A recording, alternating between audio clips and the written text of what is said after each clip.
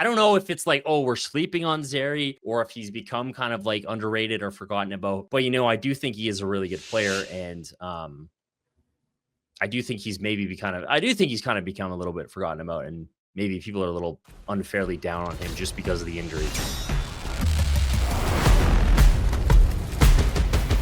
Hey everybody, just a note that the day after we recorded our episode for the week, Connor Zary did indeed sign a 3-year extension with the Flames. You know all the details already. I'm telling you like an idiot with a thumb up my ass 5 days later, but a 3-year deal, $3.775 million. Bit of a different cap structure in terms of salary from year 1, 2, and 3. On expiry, he will remain an RFA.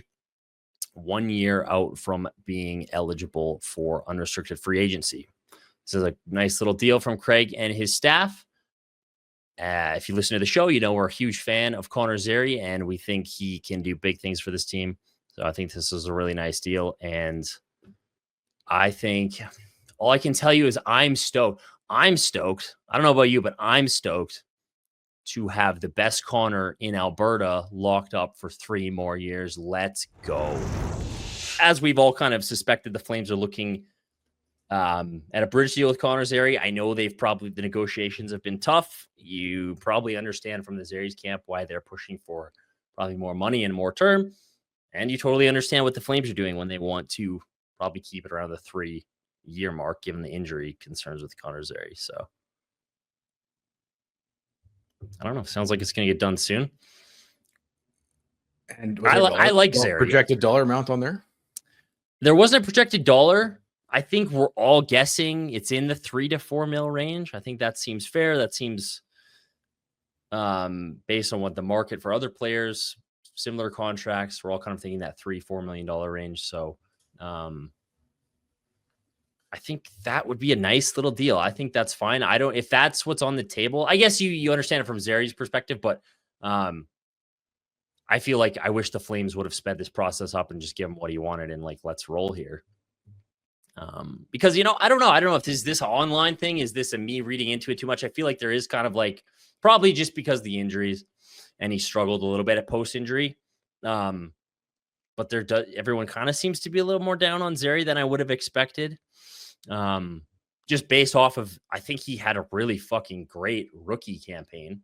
Yeah, I think he was rookie campaign, arguably your most consistent player all season long. Yeah, he was great. Like you maybe kind of forget, or maybe you don't, because that season sucked so much and there was very little to watch. But, remember when he first came up and he was like in that first game, like fucking dangling, like taking the jock straps off everybody on Dallas. Like he had an unreal. He just came onto the scene and kind of burst onto the scene and wowed us with some of his skills. And he had a pretty consistent little campaign at 34 points in 63 games.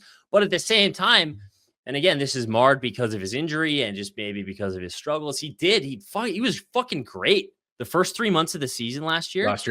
He was fucking awesome. He had I think he had 21 points in the first 39 games or something.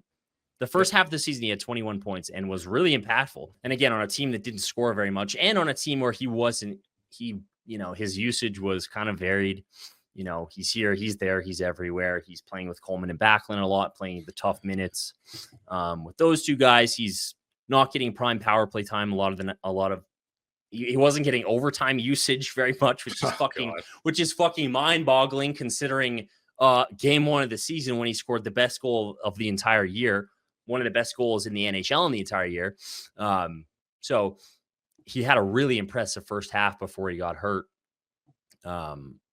So I think, I don't know if it's like, oh, we're sleeping on Zary or if he's become kind of like underrated or forgotten about.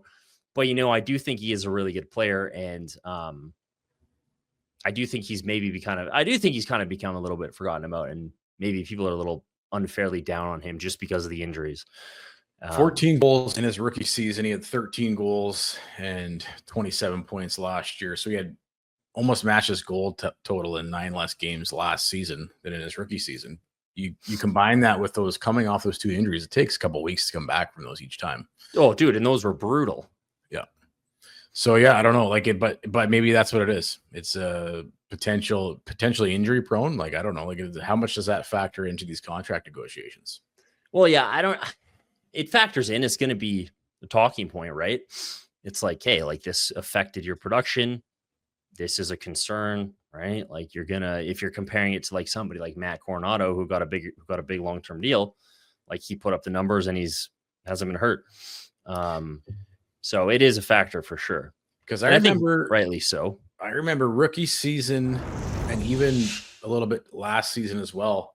This conversation came up where it's like, dude, if this guy could finish, because he was dangling guys and getting extremely high danger scoring chances on a daily basis, but it seems like maybe finishing is a bit of a struggle for him, man. If he could bury on even a slight higher percentage on his chances, this guy could probably score 30 goals a season. Well, I think I had the numbers up earlier. This season in terms of, because I think his first rookie year, and again, you get these small samples where it's like half a season in your rookie year. He was playing some really good hockey, two-way hockey. His defensive metrics are actually really strong in his rookie year. Last year, he was, I think, 5-on-5. Among all Flames skaters, he was fourth in high danger chances per 60 minutes. That's behind only Coleman, Farabee, and Klapka. Man, Klapka's kind of dangerous, eh? Holy. So he is one of those guys that maybe he doesn't drive play. He doesn't, he doesn't really necessarily drive a line, but he is dangerous. And I think that's what we've seen from him with his skill set too, is that he can create things out of nothing. I think that's one of his strengths is that, you go watch his highlights or you watch the games and it's a nothing play. He's got a defender draped all over him and he's still managed. Like he's pretty strong, pretty good at protecting the puck. And he finds a way to make a play or score a goal. You go look at a lot of his goals and it's like a guy's draped all over him. And he's either driving to the net hard and gets a sneaky shot off, or he makes a nice play. Yep. I would say he drives play, especially neutral zone entering into the zone. Yeah, it's usually where he makes one little nifty move and then creates something dangerous. He might be one of those guys that would really benefit from trying to pair him up with another line mate, maybe an entire line that really can exploit his skill to the maximum. And you might just see production go up if he can play with someone that he really clicks with. Breaking news coming in from Bet365, where nail biting overtime win is a barn burner. Every face-off, hat-trick, power play, shot on goal, penalty shot, and every suspenseful minute in between is amazing. Whatever the moment, it's never ordinary at Bet365, an official partner of the NHL. Download the Bet365 app and use the code NATION to get in on the game. Must be 19 or older. Please play responsibly. Well, and I think that's been a problem. I know we were quite pissed off about this last year. It doesn't sound like us, right? Being pissed off about player usage, but us? No. I think if you Google Connor Zary, one of the first videos up is us just be like, what the fuck is going on with this kid? Why is he playing on the fourth line? But I mean, it is true, right? I think that was a problem for him, especially post-injury. And I mean, even pre-injury. And I think he played the majority of his, not the majority, because he was all over the place. But he played the most last season with Backlund and Coleman, which I know that's a good place for any young player to play. You can just slide in and kind of do your thing because those guys are just so fucking but two guys that have a hard time finishing, right? So and sometimes that 6 to 8 foot circumference around the crease with Backlund and Coleman, the puck just seems to kind of wet blanket itself. Oh yeah, there was a couple games I think this year where we were doing the after show and we were like, hey, if that pass, Zary makes a great pass to Coleman or Coronado. If that pass is going to Coronado or even Kadri or Huberto or somebody who has back. He scored 30. What did he score this year? 30 plus? 29? Was it 31? It would be in the back of the net, but it goes to Backlund and Coleman, who are notoriously really struggle with finishing, and it's in the fucking crest or in the corner. In the corner. So I think, like you're saying, that should be a main goal of this season is maxing out Connor Zary's skill set, because I think we saw him play in 5 games towards the end of the 23-24 season. He played at center with Huberto on his wing. And he looked really good to me. And I don't know if he's going to be a center. I think they need to make a decision on that soon. And if they want him to be a center, they need to commit to playing him at center and trying it out. I don't know if that'll work. Regardless, this is a perfect season to make that sort of a test. Give him a 30-game stretch and just see if it turns into anything. Yeah, exactly. If you don't project him there, then okay, he's on the wing, and that's that. You've had that conversation with him.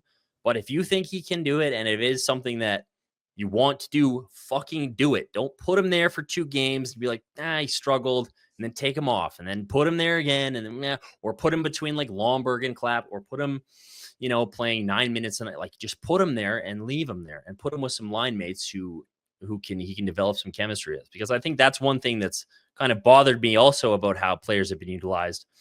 The younger guys on the team haven't really got a chance to play together. I want to see some chemistry being developed between, whether that's Zary and Coronado, whether that's Frost. I guess Frost and Farabee play together, but I want to see these younger guys playing together a little bit more, rather than just being like, well, we've got a couple vets and let's stick them with them, and they can play together. Like, we got someone making $10.5 million, so we got to make sure he gets all the ice time. Even with Pospisil, I thought he clicked with Pospisil. He had a run this season where I don't know if he was playing center. I can't quite remember if he or Sharangovich was playing center, but the line was Pelche, Sharangovich, and Zary. And those 3 guys actually clicked really well and had like 4 or 5 really solid games together, I thought.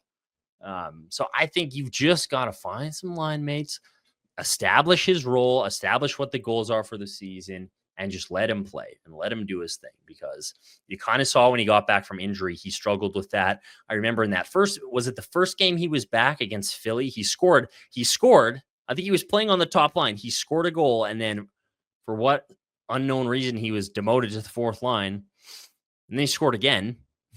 He scored 2 goals in that game, and then played, I don't know what the fuck he was doing on the 4th line that whole game. But, you really got to hone in on what his role is going to be and how you want to develop him, because he could be a really good player for this team. Hey, buddies, thanks for watching. We appreciate it. Also, if you could throw in a like and subscribe, it does help us out with what it is we are doing. And check out more at flamesnation.ca.